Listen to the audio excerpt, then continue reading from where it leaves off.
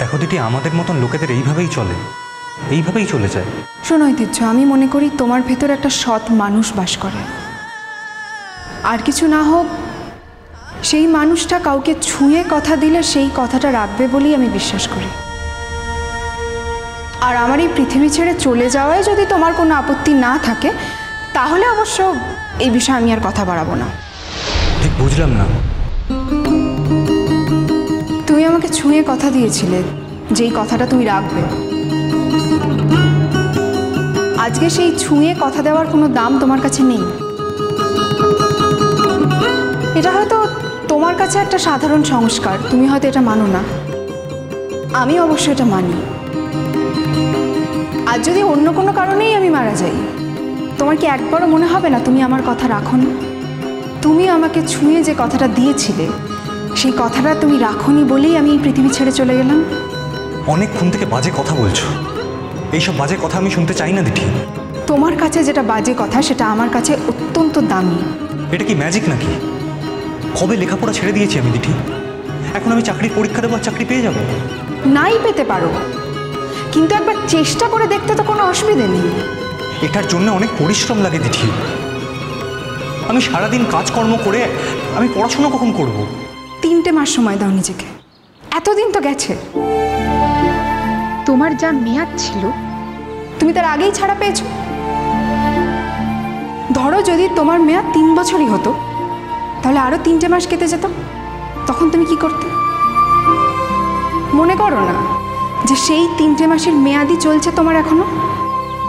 চোখের সামনে ছিলাম না তখন এক কথা, এখন যখন চোখের সামনে আছি আমার পরিবার অন্য কারোর দয়ায় চলবে আর আমি নবাবী করে লেখাপড়া করব, এটা হতে পারে না। তোমার পরিবারের লোকের অন্যের দয়া চলা দরকার হবে না ঐতিহ্য। তোমার বাবা বৌদি এখান থেকে কিছু টাকা রোজগার করে, আর তোমার বোনও টিউশনি করে। সে নিজের খরচা নিজেই চালায়, সংসারের খরচা ঠিকই চলে যাবে। না চললে তুমি দেবে? হ্যাঁ, ধারের পরিমাণটা হয়তো বাড়বে, কিন্তু চাকরি পেয়ে গেলে তো এই ধার শোধ করতে তোমার বেশি দিন সময় লাগবে না। বাজে কথা ছাড়ো দিঠি। আমি চাই না তুমি আর মাধবপুরে আসো, আমি চাই না তোমার সাথে আমার কোনো রকম কোনো যোগাযোগ থাক। তোমার কথা আমি রাখবো, অক্ষরে অক্ষরে পালন করব তোমার কথা। প্রয়োজন হলে আমি তোমাকে ছুঁয়ে কথা দিচ্ছি যে আমি তোমার সঙ্গে আর কোনো ব্যক্তিগত সম্পর্ক রাখবো না। কিন্তু তার মানে এটা নয় যে মাধবপুরে আমার যাতায়াত বন্ধ হয়ে যাবে। মাধবপুরে আমি আসব, এবং সেটা মাধবপুরের লোকজনের জন্যই আমি আসব। তার সঙ্গে তোমার কোনো সম্পর্ক নেই, এটা কিন্তু আমি পরিষ্কার করে বলে দিচ্ছি।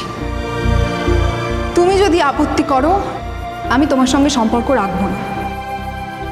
তোমাদের বাড়িতে তো আমি যাচ্ছি না, আর যাবও না, কিন্তু মাধবপুরে আমি আসব। আমাকে একটা কথা দিতে হবে। কি কথা?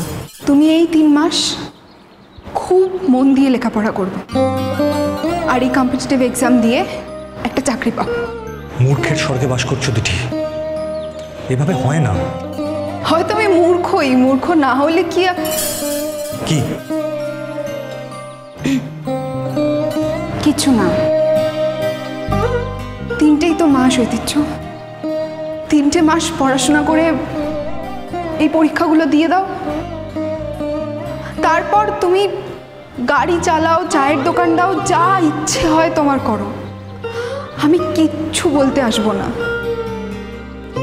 আমি ধরে নেব যে আমাকে তুমি যে কথাটা দিয়েছিলে সেটা তুমি রেখেছো। শোনো দিঠি, একটা কথা তুমি জেনে রাখো, তুমি যদি এটা মনে করে থাকো যে তুমি আমাকে চাকরির পরীক্ষা দিতে বলছো, আর কোনো মতে ভাগ্যের জোরে যদি আমি চাকরিটা পেয়ে যাই, তখন তুমি সকলের সামনে এটা প্রমাণ করবে যে তুমি যে ছেলেটাকে পছন্দ করেছো সে চাকরি করে, সে আর 5 জন সাধারণ লোকের মতন জীবনযাপন করতে পারে, আর সেদিন সে তোমায় বিয়ে করবে, তাহলে কিন্তু তুমি খুব ভুল করবে দিঠি। আমি কি বোকা নাকি যে হঠাৎ করে এরকম একটা কথা ভাববো? আর তুমি তো আমাকে বলেই দিয়েছো যে তুমি ওই সোনালি নাকে কি বললে একটা, তাকে বিয়ে করবে। হ্যাঁ, আই লাভ সোনালি।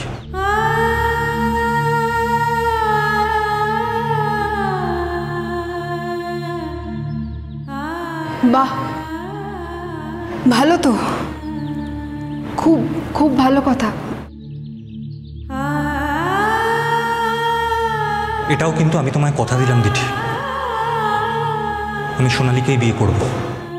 তুমি চাইলে কিন্তু আমি তোমার বিয়েতে অ্যাক্টিভলি পার্টিসিপেটও করতে পারি, কিন্তু আমি চাইলে তুমি এই পরীক্ষাটা দিতে পারো না। বারবার কেন এক কথা বলছো দিঠি?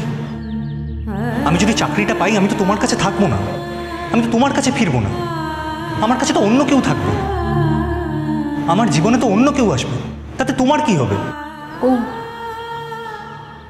আমি তাহলে আমার ব্যক্তিগত লাভের জন্য তোমাকে পরীক্ষাটা দিতে বলছি, এইটা মনে হলো তোমার?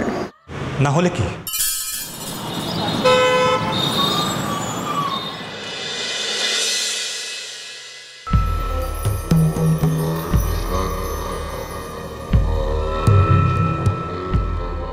বলো জোনান্টি, তুমি আমার বাড়িতে আসতে চেয়েছিলে? হ্যাঁ, আমি এক্সপেক্ট করেছিলাম কি যে কেউ যদি নাও যায় তুমি অন্তত আমাকে দেখতে যাবে। ও বাড়িতে আমাকে কেউ ভালো না বাসলেও তুমি তোমাকে ভালোবাসতে।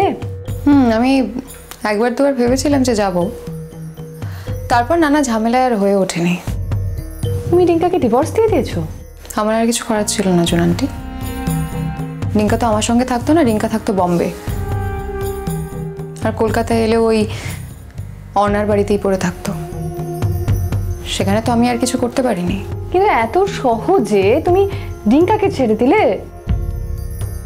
এই তো বাড়িতে এখন ধুম চলছে। কিসের? কি বলবো বলো, রিঙ্কার বিয়ে, একটা বিধবা মেয়ে তাকে বিয়ে করছে।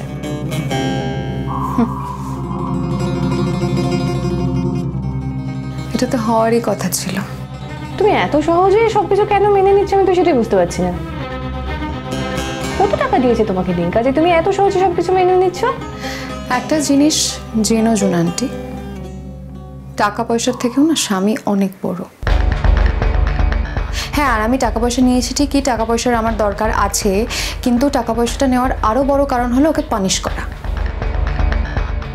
বললাম না, আফটার এভরিথিং একটা মেয়ের কাছে তার স্বামী অনেক বড়। ছাড়লে কেন? এমন পরিস্থিতি হয়ে গেলে যে কিছু করা গেল না। ও তো আমার সঙ্গে থাকতেই চাইলো না।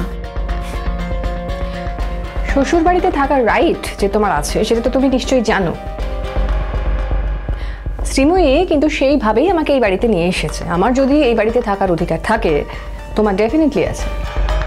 ওখানে থেকে আমি কি করব? আমি ওখানে ওভাবে থাকতে পারবো না।